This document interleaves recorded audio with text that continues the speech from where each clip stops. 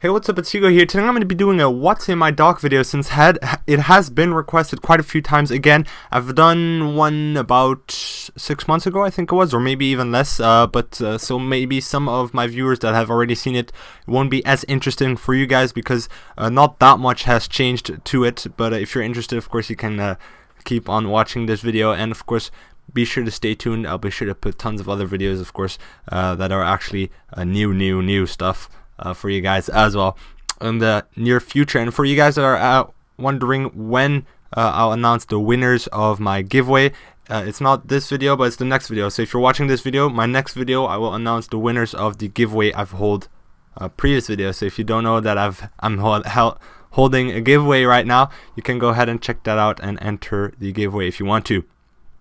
So let's get right into the what's in my dock.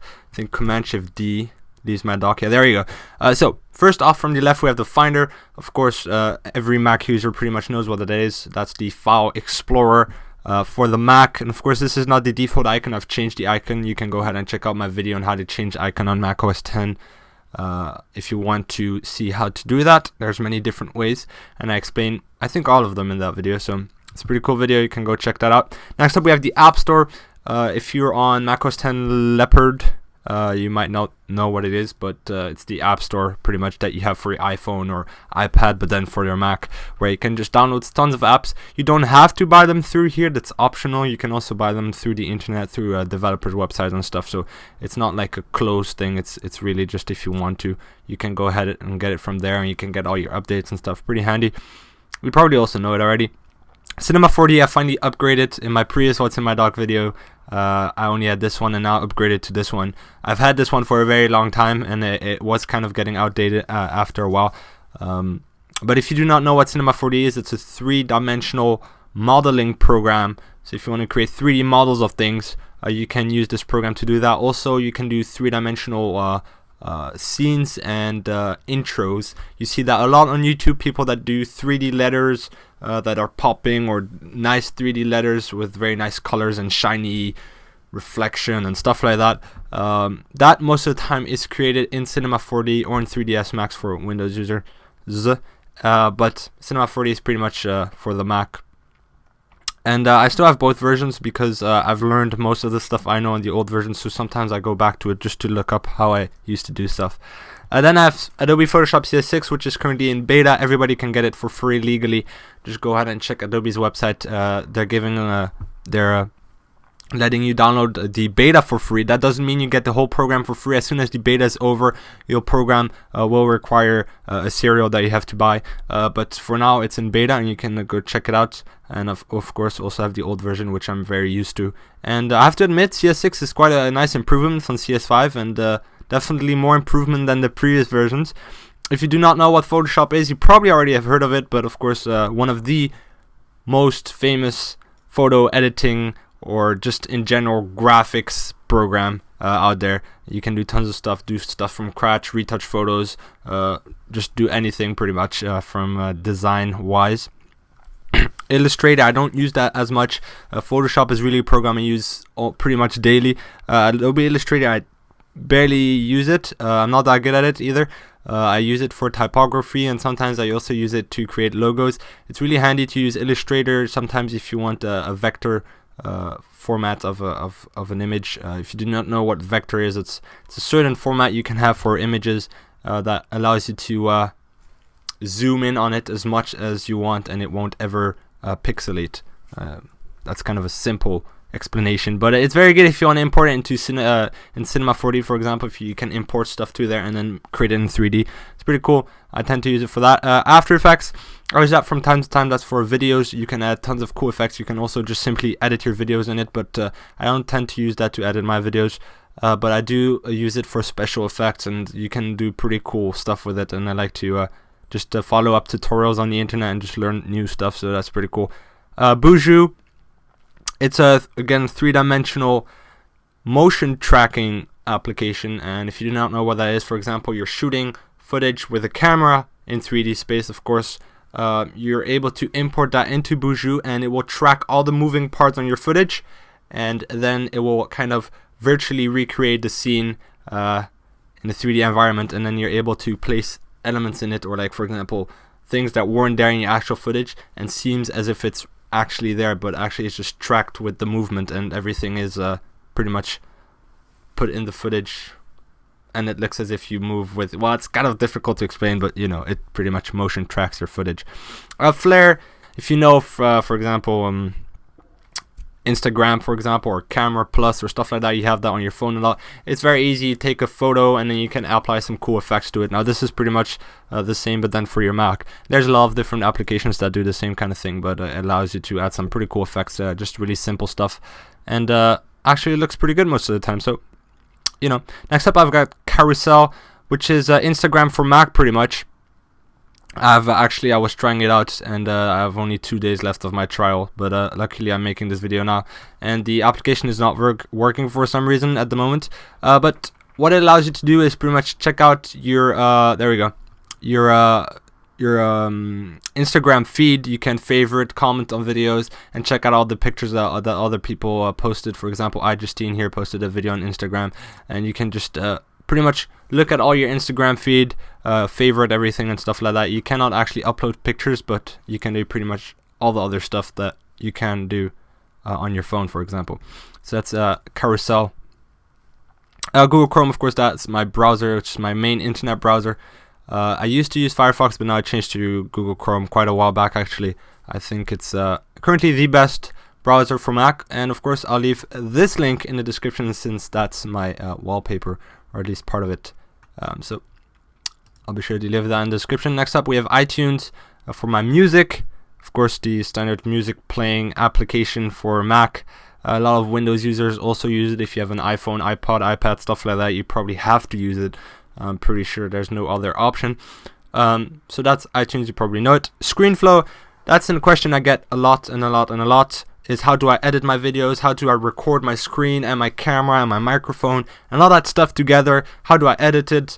So that's all done into within ScreenFlow, so it helps me record. You can, if you have multiple monitors, it also supports that. If you have an external microphone or an external webcam, and it supports all that kind of stuff, so it's pretty cool if you want to do some professional screencasts. It does cost around $100, I think, but if you're a student, you can actually get, I think, 10% off student discount, so that's what I have.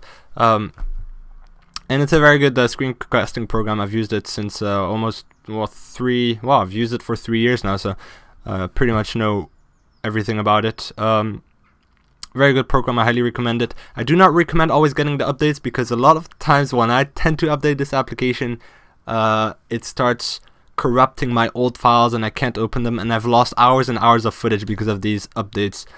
So before you update, be sure to check out on internet if everything goes well. So yeah, that's the only bad thing about it, but for the rest it's a very, very good program. Allows you to edit, add tons of footage. You can, of course, picture in picture and all that kind of stuff, so it's a pretty good editor as well.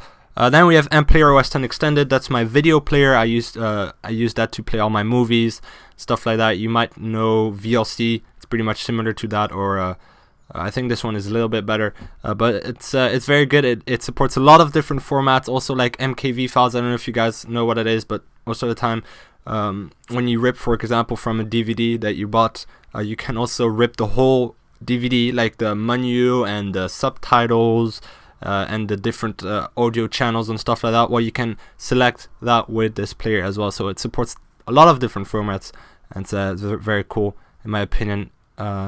Also, the Movist is also a really good one, but that one is paid, this one is free. So next up we have QuickTime Player. That's just the basic Apple video player that barely supports any formats, but it does support the basic stuff like MP4, for example, from your iPhone or stuff like that. So pretty much the basic consumer video player, but it reads a lot of the formats very, very bad and drops a lot of frames and stuff. It's just meh. Next up we have Skype. Probably most of you know this, since I know I have a lot of you guys on Skype. It's internet calling. If you want to call your friends through the internet for free, you can do that. You can also call them through the phone and stuff. You can actually also call them to a mobile phone number, so you can call mobile phone numbers or landline numbers also from this application, although that does cost money, so it's not some kind of magic potion or something.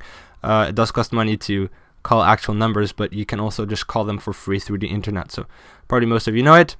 Twitter, be sure to follow me on Twitter, of course. Of course, that allows you to check your Twitter timeline, add replies, all that stuff. FaceTime, that's the Skype, but then Appleized. It's getting pretty famous now, or pretty known, because you get it on the iPad, iPhone, iPod, and Macs by default. So everybody has it, and it's pretty much video chatting, video calling for all your Apple devices. It does not support 4G though on the new iPad, I think it is, which is absolutely stupid. But next up, we have a few games here. These are the games that I play the most at the moment. While Call of Duty 4 has been in my dock forever, I don't remember not having it in there at any point. But Call of Duty 4, very, very good shooter. You probably have heard of Call of Duty, of course, but in my opinion, Call of Duty 4 is still the best Call of Duty ever on PC, so on computer. I'm not talking about console because I wouldn't agree with that, but on PC it's definitely the best. It allows you to, well, yeah, you probably know it, but it's a first-person shooter. Next up, we got League of Legends. I tend to play that from time to time. I'm not that good at it. I'm trying to get better at it, but I'm okay. League of Legends, if you don't know what that is, it's probably at the moment the most popular real-time strategy game, and it's free. It's on Mac and on PC, and it's well, you probably have to play it to know what it's about roughly, but you know, it's a real-time strategy game, so if you're familiar with those, you can go do that. Angry Birds Space, now that's only in here temporarily. It's not going to be in my dock forever, but it's just because it recently came out. I actually bought it on the day of the release and played it a bit. I do play it from time to time, not a lot. I do just play it like 10-15 minutes a day, maybe max. It's not it's really for the hardcore gamer, but it's just a lot of fun, and you probably have heard it as well from Angry Birds. Pretty popular gaming franchise. Also available on your phone, Android, PC, Mac. That's pretty much it. Next up, we have Steam. Very, very known for the gaming on Mac, especially because they're probably the only one right now. It's kind of a gaming network and store. You can buy games and all that stuff on there as well, and you can buy games that are compatible with PC and Mac, and just play them, download them straight from there and play them right away. Of course, it does cost money, but it's totally legal. And yeah, that's pretty much for Steam. Next up, we have Minecraft. Well, here you go. I'm just going to quickly show you Steam. You have a store. You can go on Mac here in the menu, and then you can see all the games that are out for Mac. And you can also go, for example, cross-platform multiplayer if you want to play with your friends, stuff like that. So you can see all the games that are released here on Mac. So that's pretty cool. And here, of course, you have your library of all the games that you've bought and stuff like that. So that's for Steam. Next up, we have a Minecraft, which is probably a very, very known game at the moment. It has been for quite a while. I've had it since pretty much almost 2 years now. I've bought it in August 2010. Very, very good game. Still very addicting and still very good. Probably, well, one of the games I play the most. And very good game. If you do not know what it is, it's very difficult to describe, but it's pretty much a game where you create your own world, but there's still some survival part of it, and you need to try and survive, and at the same time you can create your whole world yourself and build whatever you want and just let your imagination go wild, I guess. So next up, we have Icon Box. Now, I originally bought this to replace Candy Bar, even though I also bought that, and I just wanted to see how this one was. And well, kind of the name already says it. You can organize all your icons here and replace them as well. So, for example, if you have icons, well, if I zoom in on this a bit, you can, for example, drag them to this and then apply all these icons to your Mac pretty much. And you can also go online and look for icons, which is pretty cool. So if you click on here and you, for example, you want an icon for your mail, you just click mail and it's going to look for tons of mail icons. So that's pretty cool, and you can download them straight to the from the application. So that's pretty cool if you want to change all your icons and stuff. Next up, we have App Cleaner, which is pretty much the end installer for Mac. This one is free. There's a lot of different ones out there. I think there's App Delete and App Zapper as well. You pretty much drag an application to there and it finds all the files that are related to it on your hard drive, and when you uninstall an application, you probably want to do that and delete all those related files as well. So it cleans off the whole application and not just the launcher. Next up, we have FileZilla. the file transfer protocol client. You probably don't know what it is if you do not own a website, or maybe if you have a server, for example, Minecraft server, you might use it as well. It's an FTP client, allows you to transfer files from one server to another one, or from your computer to a server and stuff like that. TextMate, probably the best text editing program out there for Mac, in my opinion. I think it's awesome. I've used it for years, and it allows tons of different formats, as you can see. Pretty much all the coding formats that are out there. So if you're into website, or just you want a good text editor that you can customize one, stuff like that, you can check out TextMate. It is pretty pricey at the moment. I remember back when I bought it, it was, like 3 years ago or something, it was way cheaper. Now it's around $60, which I think is kind of overpriced, and it's not that worth it, but it's very, very good. So it's just a good text editing program. iStudies Pro, that's if you're a student or in university, or maybe even a teacher, you might use this. Allows you to organize all your classes, teachers, assignments, holidays, all that stuff. You can organize it in there and synchronize it with your devices. If you have an iPad or an iPhone, you can download the application on there and then synchronize it with your computer. Pretty handy dandy if you like organizing all that stuff.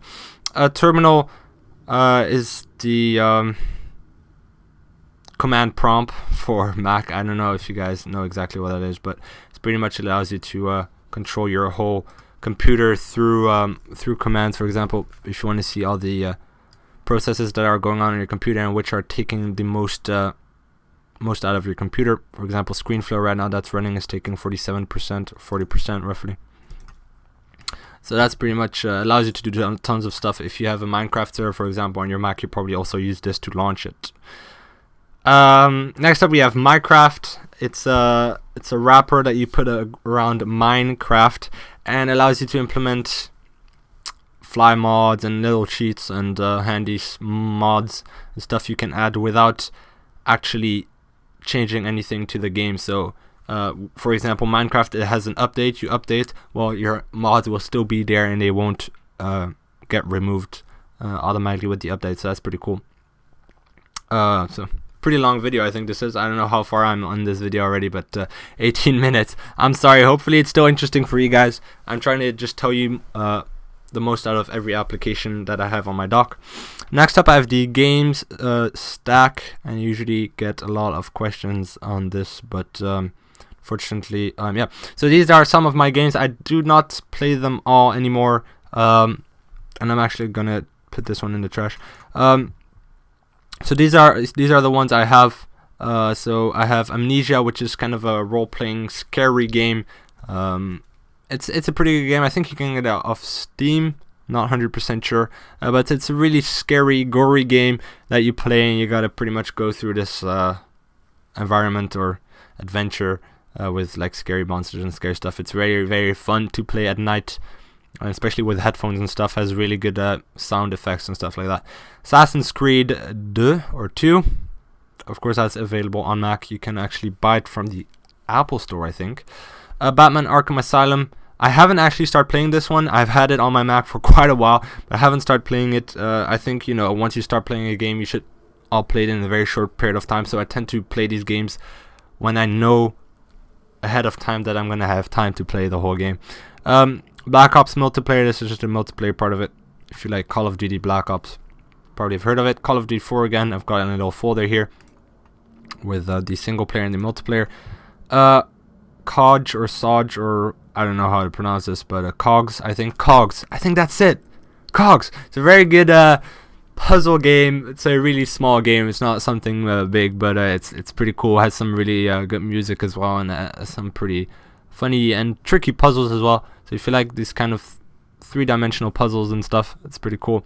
Edge, it's kind of a three-dimensional platformer with a cube, and you have like a cube that you have to like transport everywhere through levels. It's pretty fun. Also has some 8-bit music, quite good music as well. Mafia 2 Director's Cut. I think I'm almost finished with this game. Pretty sure I'm almost finished with the game. It's a very good game in my opinion. You can get it also from the Apple Store, I think. Maybe also from the App Store. I'm not actually sure.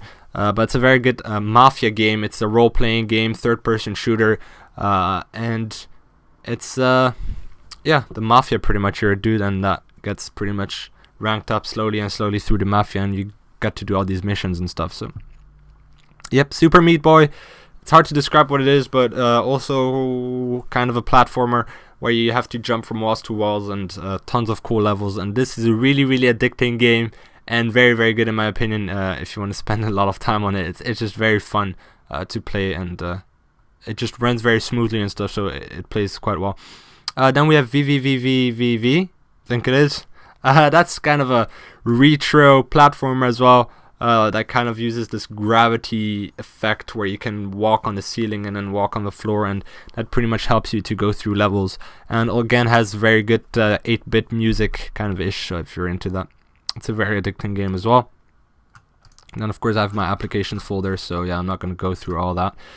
Documents, downloads, Windows 7 applications, which is for Windows 7 on Parallels, which is a virtual machine. And then we have the trash, which again I've changed the icon of that. So that's pretty much my dock. I know it's been a very long video. I'm just trying to there we go. I know it's been a very long video, but still I thank you a lot for watching if you've watched all the way through. And you know what, let's comment Fisherman if you watched it until here. I want to see how many people in the comments actually comment Fisherman, so that I know that you watched the whole video. Or maybe just skip through the end, I don't know.